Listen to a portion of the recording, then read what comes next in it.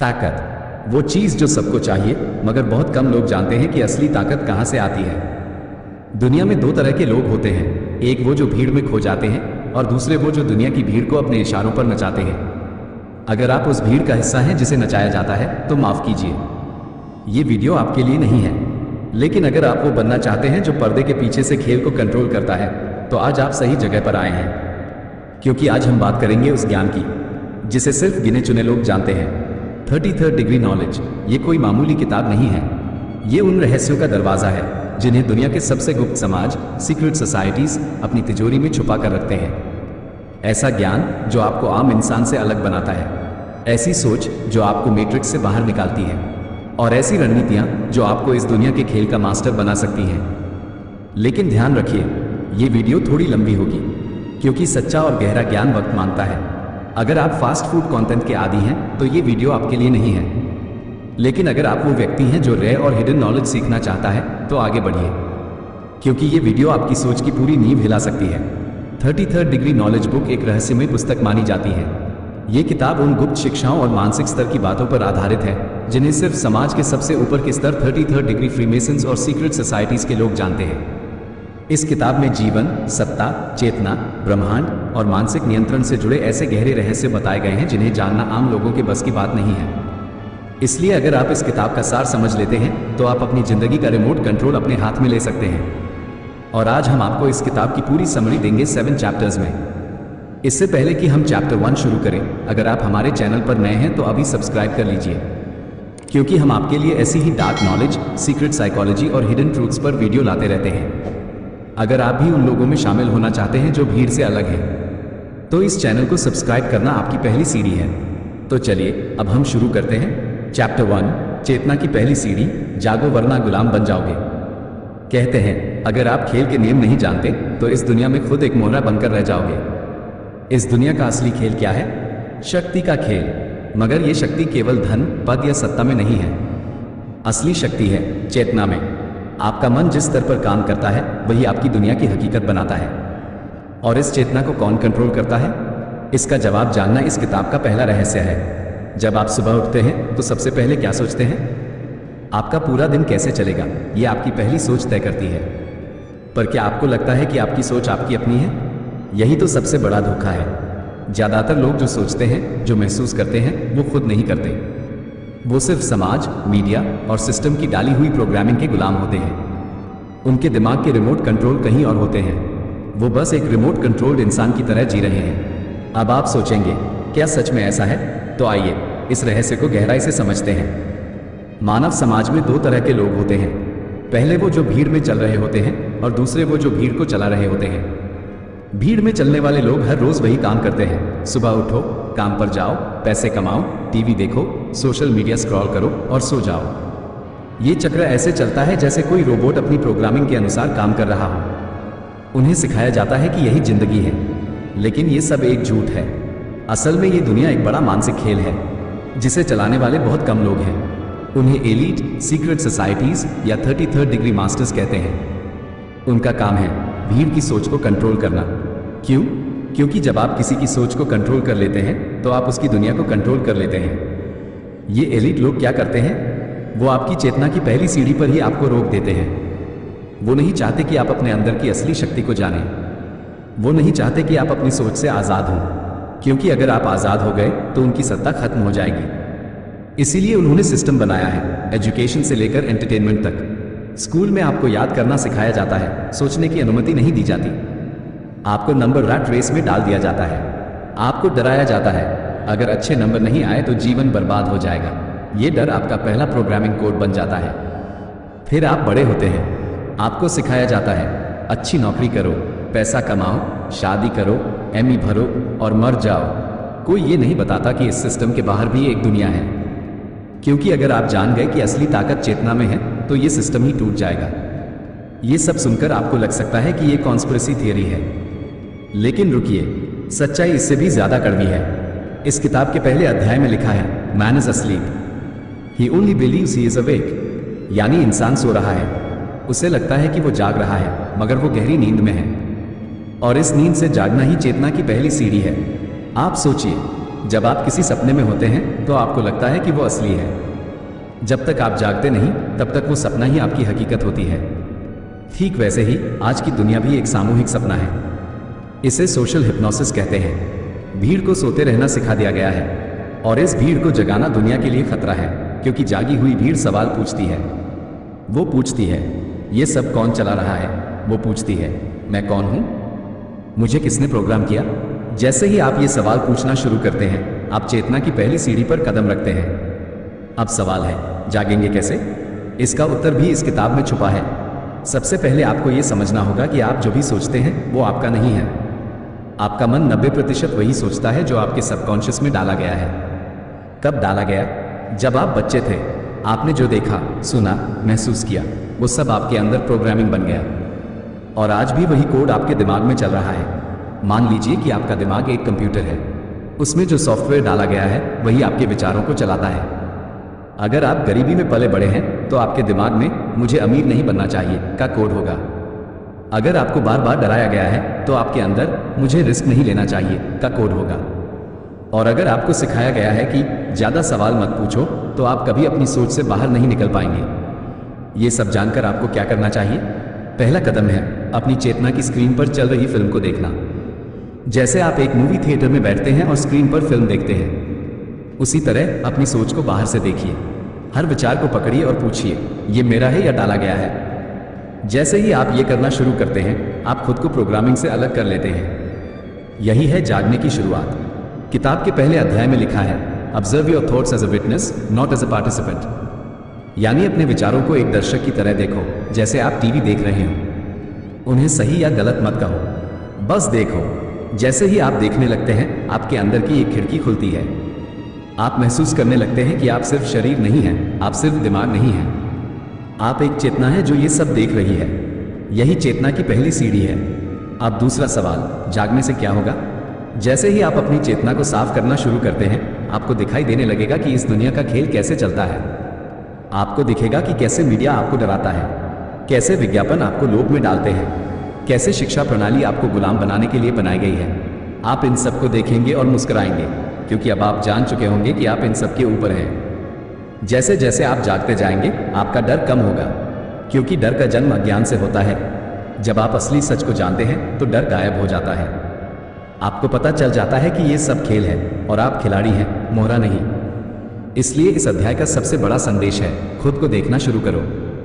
हर विचार, हर भावना, हर प्रतिक्रिया को पकड़ो और पूछो, क्या मैं खुद सोच रहा हूं या कोई और मेरे सोचने की दिशा तय कर रहा है? जब आप ये अभ्यास करना शुरू करते हैं तो आप भीड़ से अलग हो जाते हैं।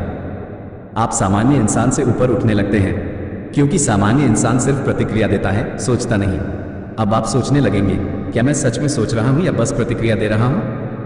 यही पहला स्टेप है 33rd डिग्री नॉलेज में, क्योंकि जब तक आप खुद को नहीं जानते, जब तक आप अपनी सोच को नहीं पकड़ते, तब तक आप इस दुनिया के खेल को समझ ही नहीं सकते। आपको बस नचाया जाता रहेगा। लेकिन जैसे ही आप अपनी चेतना की पहली सीढ़ी चढ़ते हैं, खेल पलट जाता है। अब आप मोहरा नहीं रहेंगे, अब आप खिलाड़ी बनेंगे। Chapter 2, the power game. जो दिखता है वही सच नहीं होता। आपने कभी सोचा है कि दुनिया में असली खेल क्या है? धन का, सत्ता का, या नाम और शोहरत का? नहीं, दुनिया का असली खेल है नजरिए का खेल, परसेप्शन का गेम। जो आपको दिखाई देता है वही सच बन जाता है, और जो आपको दिखाया जाता है वही आपकी हकीकत बन जाती है। यही इस दुनिया का सबसे खतरनाक जाल है। इस अध्याय में हम उसी रहस्य की परतें खोलेंगे, वो रहस्य जो आम आदमी की आंखों से छुपा होता है। क्योंकि अगर ये सच सामने आ जाए तो पूरी दुनिया की सत्ता प्रणाली हिल जाएगी। ज़्यादातर लोग मानते हैं कि दुनिया जैसी दिखती है वैसी ही है, लेकिन हकीकत यह है कि दुनिया का 99% हिस्सा सिर्फ नजरिए का खेल है। आपको जो दिखाया जाता है वही आप मान लेते हैं, और जो नहीं दिखाया जाता वो जैसे होता ही नहीं। इसे कहते हैं परसेप्शन मैनिपुलेशन, यानी आपकी सोच और नजरिए को इस तरह से मोड़ा जाता है कि आप सच्चाई को कभी देख ही न सके। अब सोचिए, अगर आपके सामने लगातार यही बताया जाए कि अमीरी बुरी चीज़ है, तो आप क्या मानेंगे? आपके मन में अमीरी के प्रति डर और नफरत भर दी जाएगी। आप मेहनत तो करेंगे, लेकिन पैसा बनाने से पहले ही आपकी आत्मा में अपराध बोध पैदा कर दिया जाएगा। आप कभी सोच भी नहीं पाएंगे कि अमीरी आपकी हकीकत हो सकती है।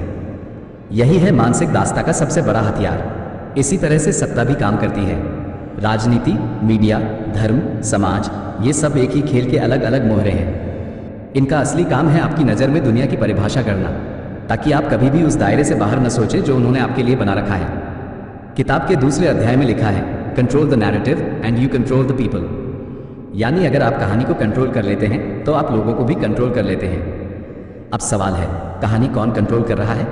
ये वो लोग हैं जो पर्दे के पीछे बैठे हैं, जिन्हें आप टीवी पर नहीं देख सकते, जिनका नाम अखबारों में नहीं छपता, लेकिन जो दुनिया की सत्ता के असली सूत्रधार हैं। ये लोग जानते हैं कि दुनिया को कैसे दिखाना है। वो आपको वही दिखाते हैं जो आपको देखना चाहिए। वो आपकी भावनाओं को भड़काते हैं, कभी डर से, कभी लालच से, कभी उम्मीद से। आपको ऐसा लगता है कि आप अपने फैसले खुद ले रहे हैं, लेकिन हकीकत यह है कि आपके फैसले पहले से ही तय कर दिए गए होते हैं। आपके सोचने की दिशा, आपके चुनाव, आपकी प्राथमिकताएं, ये सब पहले से सेट कर दी जाती हैं। उदाहरण के लिए, मीडिया में जो खबरें दिखाई जाती हैं वो क्यों दिखाई जाती हैं? क्या वो सच में सबसे ज़रूरी खबरें हैं, या फिर वो सिर्फ आपकी सोच को एक खास दिशा में ले जाने के लिए बनाई गई हैं?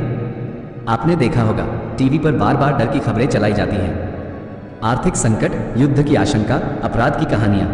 क्यों? क्योंकि जब इंसान डर में होता है तो उसका दिमाग तर्क करना बंद कर देता है। वो सिर्फ वही मानता है जो उसे बताया जाता है। यही सत्ता का असली खेल है। किताब में लिखा है, fear lowers consciousness and when consciousness is low, control becomes easy. यानी जब आप डरते हैं तो आपकी चेतना का स्तर गिर जाता है, और जब चेतना नीची हो जाती है तो आपका कंट्रोल करना आसान हो जाता है।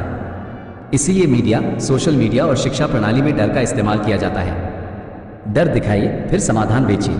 यही है इस दुनिया की सबसे बड़ी बिजनेस स्ट्रेटेजी। अब आइए इस खेल को और गहराई से समझते हैं। ध्यान दीजिए, आपने कभी गौर किया कि स्कूल में क्या सिखाया जाता है? आपको याद करना सिखाया जाता है, सवाल पूछना नहीं। क्यों? क्योंकि अगर आप सवाल पूछने लगेंगे तो सिस्टम का खेल टूट जाएगा।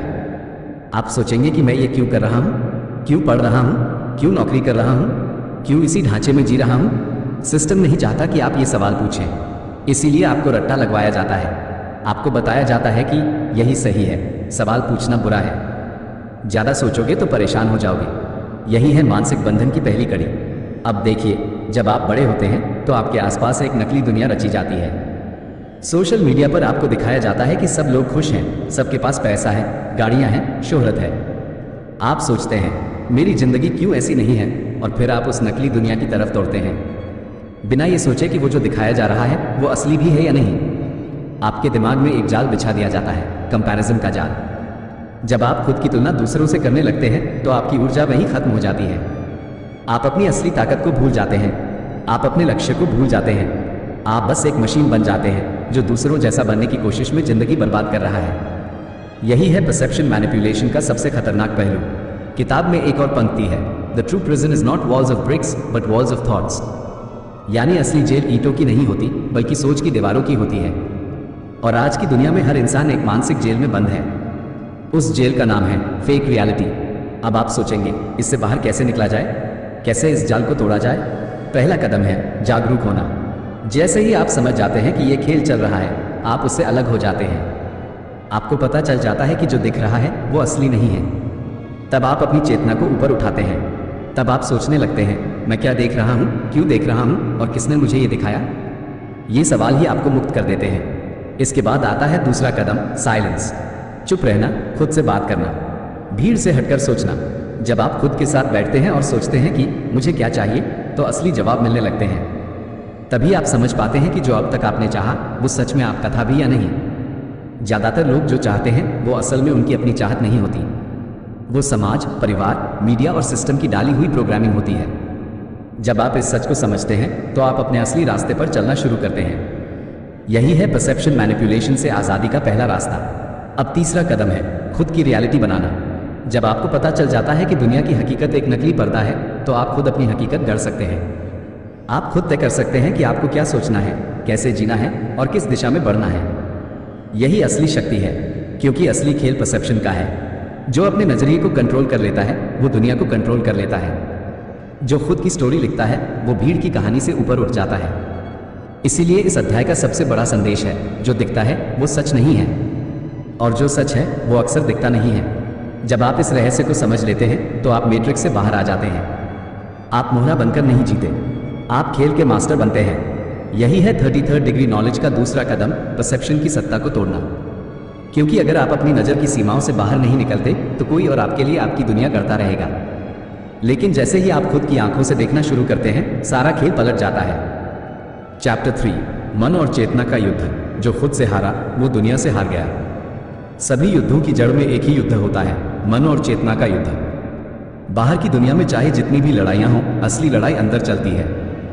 और जो इस अंदर की लड़ाई में हार जाता है वो बाहर की दुनिया में भी कभी जीत नहीं पाता।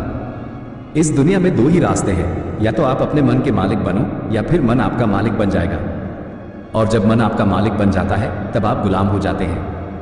आप सोचते हैं कि आप खुद के लिए जी रहे हैं, मगर असल में आप बस अपने ही दिमाग के पिंजरे में कैद होते हैं। इस अध्याय में हम इसी रहस्य को समझेंगे, कैसे आपका मन ही आपका सबसे बड़ा दुश्मन भी बन सकता है और सबसे बड़ा हथियार भी। क्योंकि अगर आपने अपने मन को जीत लिया तो दुनिया की कोई ताकत आपको रोक नहीं सकती।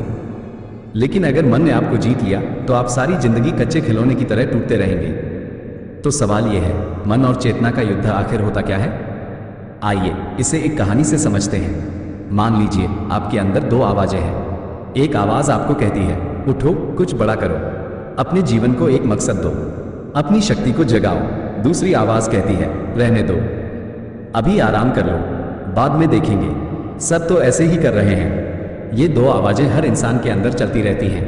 पहली आवाज चेतना की है, दूसरी आवाज मन की है। चेतना आपको ऊंचा उठाना चाहती है, मन आपको वहीं बनाए रखना चाहता है जहां आप अभी हैं। क्यों? क्योंकि मन का काम है सुरक्षित रहना।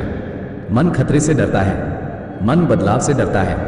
मन कहता है जो है उसे मत छेड़ो, बदलाव में खतरा है, आराम में सुख है। लेकिन चेतना कहती है अगर बदलाव नहीं किया तो जिंदा रहकर भी मर जाओगे। यही है असली युद्ध। अब समझिए कि ये युद्ध कैसे चलता है। आपने कई बार सोचा होगा कि मैं सुबह जल्दी उठूंगा, किताब पढ़ूंगा, शरीर को मजबूत करूंगा, पैसा कमाने के लिए नई चीजें सीखूंगा। लेकिन जैसे ही अलार्म बजता है आपका मन कहता है थोड़ा और सो लो, अभी टाइम है, और आप फिर से वही करते हैं जो मन ने कहा। यही आपकी हार है। किताब में लिखा है, the first victory is not over the world but over the self. यानी पहली जीत दुनिया पर नहीं, खुद पर होनी चाहिए। अगर आप खुद पर जीत नहीं पाते तो दुनिया आपको हमेशा हरा देगी। अब सवाल है, मन और चेतना में फर्क क्या है? मन एक प्रोग्राम है, जो आपने जीवन में देखा, सुना, सीखा, महसूस किया, वो सब आपके मन में जमा हो गया। मन पुराने अनुभवों के आधार पर काम करता है। उसे नयापन पसंद नहीं है, उसे डर है कि नया करेंगे तो खतरा हो सकता है। चेतना इससे अलग है। चेतना नया चाहती है, चेतना विस्तार चाहती है।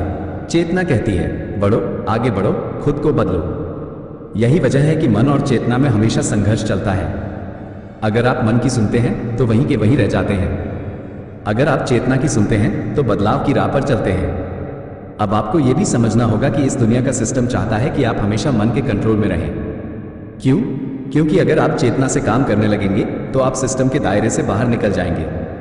आप सवाल पूछने लगेंगे, आप रिस्क लेने लगेंगे, आप नई सोच अपनाएंगे, और सिस्टम यही नहीं चाहता। इसलिए दुनिया आपको हमेशा मन के जाल में फंसाकर रखती है। आपको टीवी, सोशल मीडिया, नशा, आराम और लालच में उलझाकर रखा जाता है ताकि आप सोच ही न सकें। क्योंकि जब तक आप सोचते रहेंगे कि मैं क्या करूं, मुझे क्या चाहिए, तब तक आप चेतना की तरफ बढ़ेंगे। लेकिन जब आप ये सब सोचने से ही डरने लगेंगे तो आप बस भीड़ का हिस्सा बन जाएंगे। किताब के तीसरे अध्याय में लिखा है, mind is a servant but when it becomes the master life becomes a prison. यानी मन अगर आपका सेवक है तो वो अच्छा है, लेकिन अगर वो आपका मालिक बन गया तो जिंदगी जेल बन जाती है। अब सवाल है, मन पर काबू कैसे पाया जाए? पहला कदम है मन को देखना।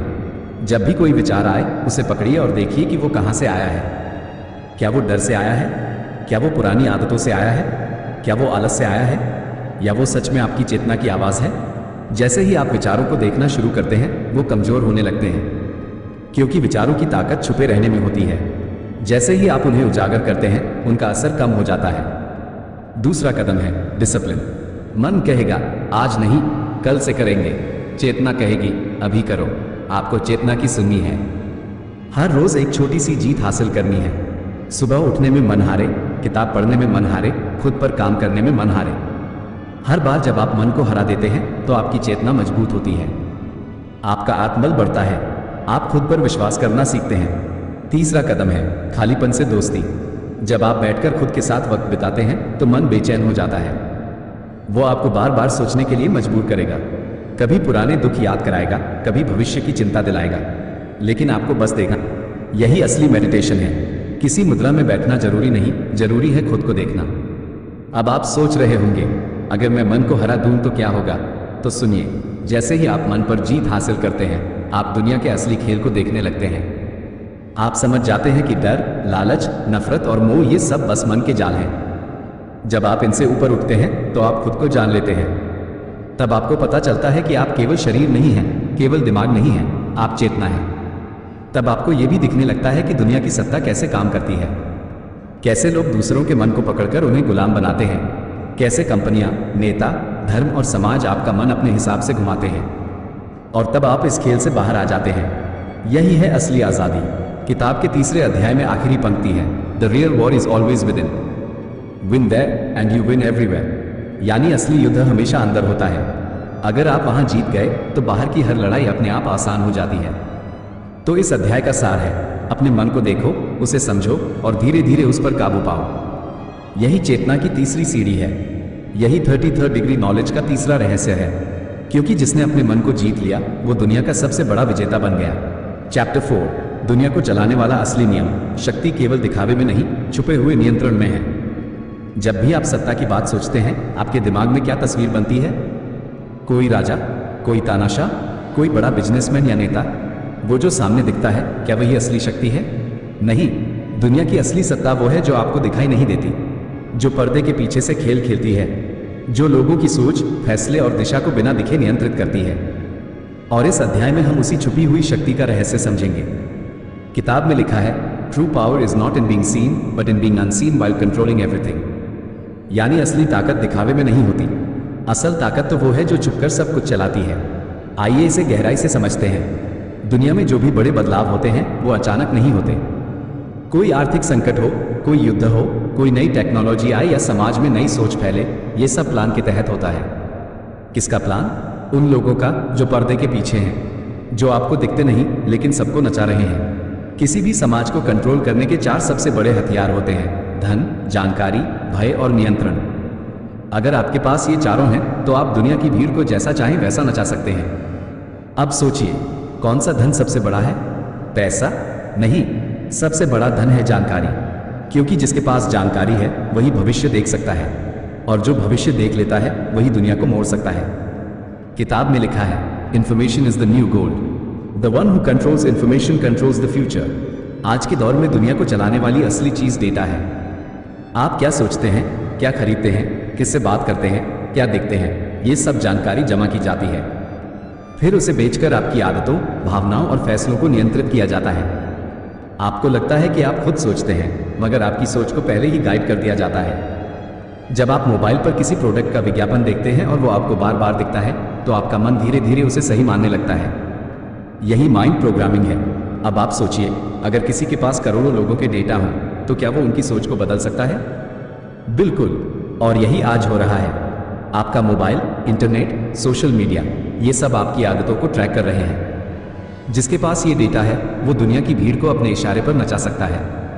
लेकिन ये सिर्फ शुरुआत है। दूसरा हथियार है ध्यान भटकाना। जब असली खेल चल रहा होता है तो भीड़ को किसी और चीज में उलझा दिया जाता है।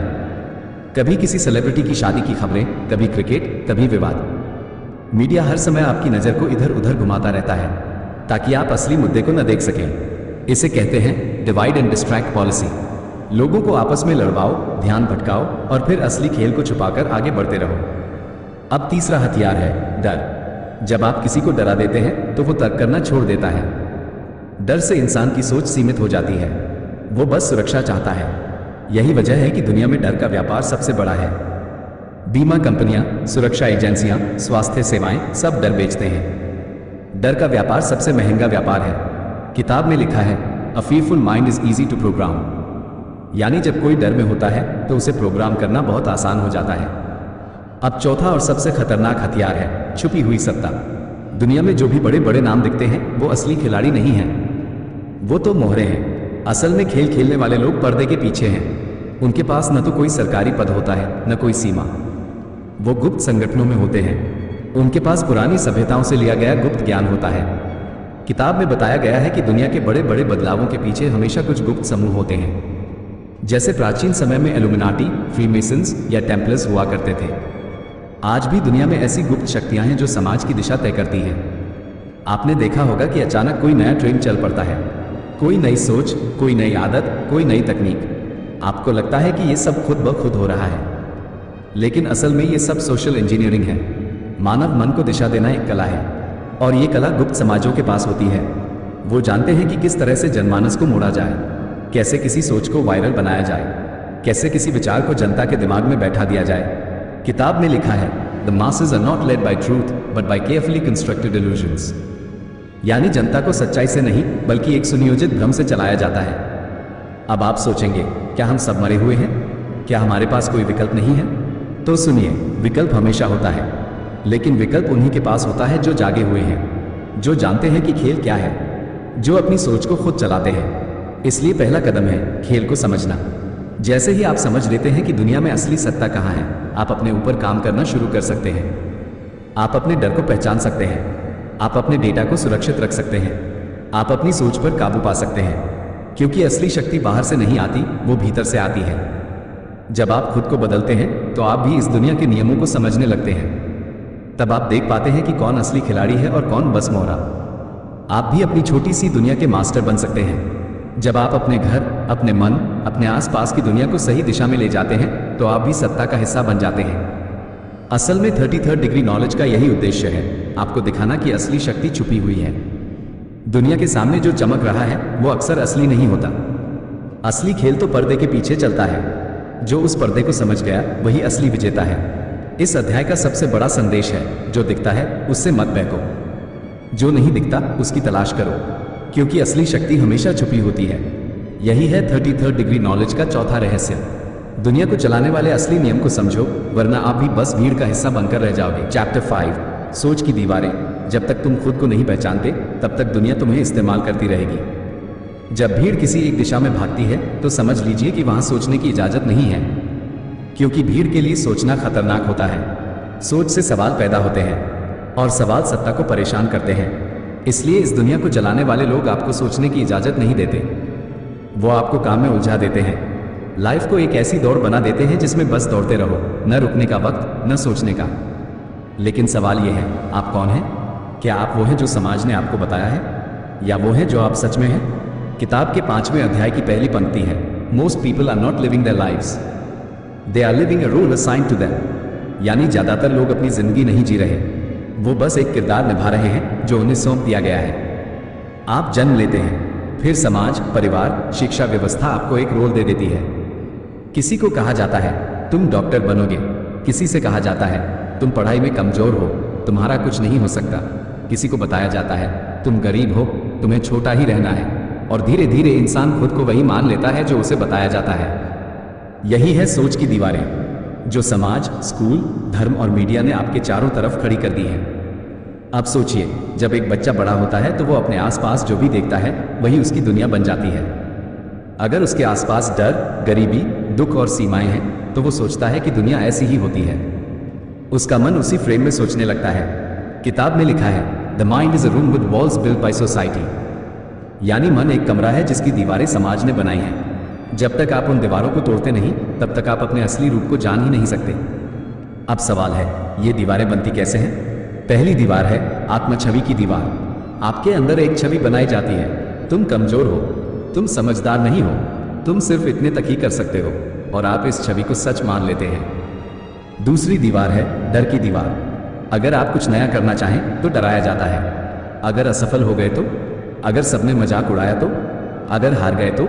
तीसरी दीवार है भीड़ की दीवार। अगर आप भीड़ के खिलाफ जाते हैं तो लोग आपको अलग कर देते हैं, और अकेले होने का डर सबसे बड़ा डर होता है।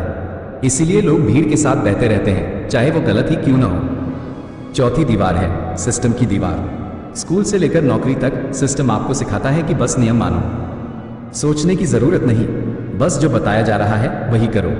अब आप सोचिए, क्या आपने कभी इन दीवारों को देखा है? क्या आपने कभी अपनी सोच को पकड़ा है और पूछा है, मैं ऐसा क्यों सोचता हूं? अगर नहीं किया तो आप भी बस एक किरदार निभा रहे हैं, एक स्क्रिप्ट जो किसी और ने लिखी है। आप अपनी जिंदगी का मुख्य पात्र नहीं है, बस एक एक्टिंग कर रहे हैं। किताब में एक और लाइन है, you were not born to play a role, you were born to create your own. यानी आप दुनिया में एक पहले से लिखी कहानी निभाने के लिए नहीं आए, आप अपनी कहानी खुद लिखने के लिए आए हैं। अब सवाल है, कैसे तोड़ी जाए ये सोच की दीवारें? पहला कदम है जागरूक होना। जब आप जानते हैं कि आपकी सोच सीमित है तभी आप उसे बदल सकते हैं। हर बार जब आप कोई फैसला लें तो खुद से पूछिए, क्या ये मेरा अपना फैसला है या किसी और ने मुझे सिखाया है? क्या ये डर मेरा है या समाज ने डाला है? क्या ये सीमा सच में है या बनाई गई है? दूसरा कदम है असहजता को स्वीकार करना। जब आप नई सोच अपनाते हैं तो शुरुआत में डर लगता है। आपको लगता है कि सब कुछ छूट जाएगा, लेकिन यहीं से असली आज़ादी शुरू होती है। जो लोग खुद को असहज स्थितियों में डालते हैं वही बड़े होते हैं। जो अपनी सीमाओं को तोड़ते हैं वही अपने असली रूप तक पहुंचते हैं। तीसरा कदम है खुद से सवाल करना। हर रोज खुद से पूछिए, मैं कौन हूं? क्या मैं वही हूं जो दुनिया ने मुझे बताया, या मैं उससे कहीं ज्यादा हूं? जब आप ये सवाल पूछना शुरू करते हैं तो दीवारें धीरे धीरे गिरने लगती हैं। आपकी सोच खुलती है। फिर आपको किसी का गुलाम बनने की जरूरत नहीं रहती। यही है 33rd डिग्री नॉलेज का 5वां रहस्य। जब तक आप खुद को नहीं पहचानते तब तक दुनिया तुम्हें इस्तेमाल करती रहेगी। अब मैं आपसे एक सवाल पूछना चाहता हूं, क्या आपने कभी अपनी सोच की दीवारों को देखा है? क्या आपको लगता है कि आप भी एक किरदार निभा रहे हैं या अपनी असली जिंदगी जी रहे हैं? अगर हाँ, तो नीचे कमेंट में अपनी राय जरूर लिखिए। आपके जवाब से और लोग भी सोचने पर मजबूर होंगे। यही इस चैनल का मकसद है, भीड़ को सोचने के लिए मजबूर करना। चैप्टर 6, ऊर्जा का रहस्य। अपनी शक्ति को भूलकर लोग हमेशा दूसरों के लिए ईंधन बन जाते हैं। जब आप सुबह उठते हैं तो आपको क्या लगता है कि आप क्या कर रहे हैं? जीवन जी रहे हैं, अपने लिए काम कर रहे हैं, या बस दुनिया की मशीनरी को चला रहे हैं जिसका हिस्सा आप खुद बन चुके हैं? किताब के 6ठे अध्याय की शुरुआत ही एक खतरनाक वाक्य से होती है, most people are batteries in someone else's system. यानी ज्यादातर लोग किसी और की मशीन के लिए ईंधन बने हुए हैं। वो अपनी ऊर्जा से दूसरों का खेल चला रहे हैं। अब सोचिए, आपकी ऊर्जा कौन इस्तेमाल कर रहा है? आपका समय कौन ले रहा है? आपकी मेहनत का फायदा किसको हो रहा है? इस दुनिया का सबसे बड़ा खेल यही है, लोगों को अपनी असली शक्ति से काट दो ताकि वो अपनी ऊर्जा को बेचकर दूसरों की सत्ता मजबूत करते रहें। आइए इस रहस्य को गहराई से समझते हैं। हर इंसान के अंदर एक सीमित ऊर्जा होती है। वो ऊर्जा समय, ध्यान, विचार और मेहनत के रूप में बाहर निकलती है। अगर आप अपनी ऊर्जा का सही इस्तेमाल नहीं करते तो कोई और आकर उसे इस्तेमाल कर लेता है। किताब में लिखा है, energy never stays idle. If you don't use it for yourself, someone else will use it against you. यानी ऊर्जा कभी खाली नहीं रहती। अगर आप खुद अपनी ऊर्जा को अपनी प्रगति में नहीं लगाते तो कोई और उसे अपने फायदे के लिए इस्तेमाल कर लेता है। अब आप सोचिए, आप दिन में कितना समय कहाँ खर्च कर रहे हैं? क्या आपने कभी ध्यान दिया कि आप दिन भर में कितनी बार मोबाइल खोलते हैं? कितनी बार बिना मतलब के स्क्रॉल करते हैं? कितनी बार ऐसे काम करते हैं जिनसे आपको कोई फायदा नहीं होता? यही आपकी ऊर्जा की चोरी है। जब आप ध्यान भटकाते हैं तो आपकी ऊर्जा धीरे धीरे खत्म होती जाती है। आप थकते रहते हैं लेकिन आपको पता भी नहीं चलता कि थके क्यों हैं। क्योंकि आप अपने असली काम में नहीं लगे बल्कि दूसरों के सिस्टम को चला रहे हैं। जैसे कोई सोशल मीडिया कंपनी आपके ध्यान से पैसा कमाती है, जैसे कोई विज्ञापन कंपनी आपके दिमाग में अपना प्रोडक्ट भर देती है, जैसे कोई कंपनी आपके समय को खरीदकर आपको छोटा सा वेतन देती है ताकि आप उनकी मशीन को चला सको। असल में ये सब एक ऊर्जा चक्र है। जो जागरूक नहीं है वो हमेशा अपनी ऊर्जा दूसरों को देता रहेगा। अब सवाल है, इससे बचा कैसे जाए? कैसे अपनी ऊर्जा को खुद के लिए इस्तेमाल करें? पहला कदम है ध्यान की रक्षा। ध्यान यानी अटेंशन। जिस चीज पर आप ध्यान देते हैं आपकी ऊर्जा वहीं जाती है। अगर आप हर छोटी छोटी चीज पर ध्यान देंगे तो आपकी ऊर्जा बिखर जाएगी। अगर आप अपने लक्ष्य पर ध्यान देंगे तो ऊर्जा एक दिशा में केंद्रित होगी। यही है शक्ति का असली स्रोत। किताब में लिखा है, energy flows where attention goes. यानी ऊर्जा वहीं बहती है जहां आपका ध्यान होता है। तो सबसे पहले अपने ध्यान को समझिए। सुबह उठते ही मोबाइल मत खोलिए। दिन में कई बार खुद से पूछिए, क्या मैं अपनी ऊर्जा सही जगह पर लगा रहा हूं? दूसरा कदम है नहीं कहना सीखना। दुनिया आपको हर समय कुछ न कुछ करने के लिए कहेगी। ये देखो, ये खरीदो, ये सुनो, इस पर गुस्सा करो, इस पर रो। अगर आपने हर बात मान ली तो आपकी ऊर्जा खत्म हो जाएगी। आपको नहीं कहना आना चाहिए। आपको तय करना होगा कि आपकी ऊर्जा कहाँ जाएगी, क्योंकि अगर आप तय नहीं करेंगे तो दुनिया आपके लिए तय कर देगी। तीसरा कदम है ऊर्जा की चोरी को पहचानना। कौन लोग आपकी ऊर्जा चुरा रहे हैं? कौन सी बातें, कौन से काम आपको थका रहे हैं? कौन सी आदतें आपकी शक्ति को खत्म कर रही हैं? जब आप इनको पहचान लेते हैं तो आप उन्हें रोक सकते हैं। किताब में लिखा है, awareness is the first shield against energy theft. यानी जागरूकता ही ऊर्जा की चोरी से बचने की पहली ढाल है। अब सोचिए, अगर आपने अपनी ऊर्जा को बचा लिया तो आप क्या कर सकते हैं? आप किताबें पढ़ सकते हैं, नई स्किल्स सीख सकते हैं, अपना शरीर मजबूत कर सकते हैं, ध्यान कर सकते हैं, अपने काम में महारत हासिल कर सकते हैं, अपना खुद का बिजनेस बना सकते हैं, दूसरों के सिस्टम का हिस्सा बनने की जगह खुद की दुनिया खड़ी कर सकते हैं। यही है असली शक्ति। इस दुनिया में दो तरह के लोग होते हैं। पहले वो जो अपनी ऊर्जा खुद के लिए लगाते हैं, दूसरे वो जो अपनी ऊर्जा दूसरों को दे देते हैं। अगर आप खुद पर काम नहीं कर रहे तो कोई और आपके ऊपर काम कर रहा है।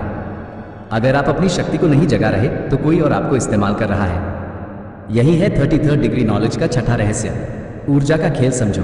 खुद की ऊर्जा को अपने लक्ष्य में लगाओ, वरना पूरी जिंदगी आप दूसरों के लिए ईंधन बनकर जलते रहोगे।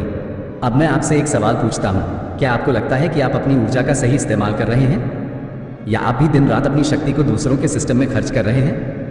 नीचे कमेंट में अपना जवाब जरूर लिखिए। आपके जवाब से और लोगों को भी सोचना पड़ेगा। यही है असली क्रांति की शुरुआत। चैप्टर 7, अंतिम सत्य। अपने भीतर की शक्ति को पहचानो या फिर हमेशा दूसरों के इशारों पर नाचते रहो। सवाल सिर्फ ज्ञान का नहीं है, सवाल यह है कि आप उस ज्ञान का क्या करते हैं। दुनिया में लाखों किताबें हैं, करोड़ों विचार हैं, लेकिन असली फर्क तब पड़ता है जब कोई इंसान इन बातों को अपनी हड्डियों में उतार लेता है। जब वो समझ लेता है कि उसकी असली लड़ाई बाहर नहीं भीतर है। जब वो देख पाता है कि वो एक खेल में फंसा है और खेल का नियम यही है, अगर तुम खुद की शक्ति नहीं पहचानते तो पूरी दुनिया तुम्हें अपनी शक्ति से खेलती रहेगी। 33rd डिग्री नॉलेज का अंतिम रहस्य यही है, जो जाग गया वो अपनी किस्मत खुद लिखेगा, जो नहीं जागा वो भीड़ बनकर रह जाएगा। किताब के 7वें अध्याय की पहली लाइन है, there is no greater prison than a mind that doesn't know its own power. यानी सबसे बड़ा जेल वो है जिसमें इंसान अपनी ही ताकत को भूल जाता है। अब सोचिए, आपका जन्म हुआ, आपके ऊपर संस्कार थोपे गए, आपको बताया गया कि क्या अच्छा है क्या बुरा, किसे प्यार करना है किसे नफरत, किस रास्ते पर चलना है किसे छोड़ना है। धीरे धीरे आप अपने असली स्वरूप को भूल गए। आपने वो बनना शुरू कर दिया जो दुनिया ने आपसे कहा। यही है असली गुलामी। जब आप अपनी पहचान भूल जाते हैं, जब आप खुद को पहचानने की कोशिश भी नहीं करते। किताब में लिखा है, power is not about controlling others, it is about controlling yourself so completely that no one else can control you. यानी शक्ति का मतलब दूसरों को कंट्रोल करना नहीं है। शक्ति का मतलब है खुद को इतनी गहराई से समझना कि कोई भी आपको नियंत्रित न कर सके। अब सवाल है, क्या आपको अपनी शक्ति का पता है? क्या आपको पता है कि आप क्या कर सकते हैं अगर आपने अपनी चेतना को जगा लिया? आप सोचते हैं कि आप बस एक साधारण इंसान हैं, लेकिन सच तो यह है कि आपके अंदर ब्रह्मांड की सारी शक्तियां सोई हुई हैं। आपके अंदर विचारों को हकीकत में बदलने की क्षमता है। आप अपने जीवन की दिशा को मोड़ सकते हैं, लेकिन इसके लिए आपको अपने भीतर की शक्ति को जगाना होगा। कैसे? सबसे पहला कदम है जागना। जागना यानी अपनी आंखें खोलना, देखना कि आप कहाँ फंसे हुए हैं, कौन आपको चला रहा है, कौन आपके विचारों पर हावी है, कौन आपके फैसलों को नियंत्रित कर रहा है। जब आप ये देख लेते हैं तो आपके अंदर एक आग जलती है। वो आग कहती है, अब और नहीं, अब मैं अपनी जिंदगी का मालिक खुद बनूंगा। दूसरा कदम है स्वयं पर नियंत्रण। दुनिया की सबसे बड़ी शक्ति है सेल्फ मास्टरी। जब आप अपने विचारों पर काबू पा लेते हैं, जब आप अपनी भावनाओं को नियंत्रित कर लेते हैं, जब आप अपने समय और ऊर्जा को अपनी मर्जी से चलाने लगते हैं, तब आप असली ताकत हासिल करते हैं। किताब में लिखा है, the one who rules his mind rules his destiny. यानी जो अपने मन का मालिक बन गया वही अपनी किस्मत का राजा बनता है। तीसरा कदम है अपने डर को खत्म करना। डर ही सबसे बड़ा जाल है। लोग सोचते हैं, अगर मैं नया काम करूंगा तो क्या होगा, अगर मैं भीड़ से अलग चलूंगा तो क्या होगा, अगर मैं असफल हो गया तो लोग क्या कहेंगे। लेकिन जो इस डर को खत्म कर देता है वो दुनिया की भीड़ से ऊपर उठ जाता है। फिर उसे फर्क नहीं पड़ता कि लोग क्या सोचते हैं, फिर वो अपनी राह चलता है। यही असली आज़ादी है। यही है 33rd डिग्री नॉलेज का अंतिम रहस्य। जब तक आप खुद को नहीं पहचानते, दुनिया आपके लिए स्क्रिप्ट लिखती रहेगी, लेकिन जिस दिन आप अपनी चेतना को जगा लेते हैं उस दिन आप अपनी स्क्रिप्ट खुद लिखते हैं। यही कारण है कि किताब में लिखा है, the final knowledge is this, there is no saviour coming for you, you have to save yourself. यानी कोई आपको बचाने नहीं आएगा, आपको खुद को बचाना है। आप ही अपने उद्धारकर्ता हैं। तो अब आपको फैसला करना है, क्या आप उसी भीड़ में रहना चाहते हैं जो बिना सोचे जीती है, या फिर अपनी असली शक्ति को पहचानना चाहते हैं? अगर आप अपनी शक्ति को जगाना चाहते हैं तो आज से ही शुरुआत करें। छोटे छोटे कदम उठाइए, सोचिए, लिखिए, अपने मन को देखिए, क्योंकि जिसने अपने मन पर काबू पा लिया उसने दुनिया पर काबू पा लिया। यही है 33rd डिग्री नॉलेज का अंतिम पार्ट। यही वो दरवाजा है जो आपको साधारण भीड़ से अलग करके एक नए स्तर की ओर ले जाता है। अब ये किताब आपके हाथ में है, इसका इस्तेमाल कीजिए, वरना ये भी बस एक और किताब बनकर रह जाएगी। लेकिन अगर आपने इसे अपनी हड्डियों में उतार लिया तो दुनिया आपको रोक नहीं पाएगी। अगर आपको ये वीडियो अच्छा लगा हो तो इसे लाइक जरूर कीजिए, अपने दोस्तों के साथ शेयर कीजिए ताकि वो भी इस गुप्त ज्ञान का हिस्सा बन सकें। और अगर आप इस तरह की और भी गहरी, डार्क और रहस्यमय किताबों की समरीज चाहते हैं तो अभी हमारे चैनल को सब्सक्राइब कर लीजिए, क्योंकि अगली बार हम और भी खतरनाक किताबें लेकर लौटेंगे। याद रखिए, जिसने खुद को बदल लिया उसने पूरी दुनिया बदल दी। धन्यवाद।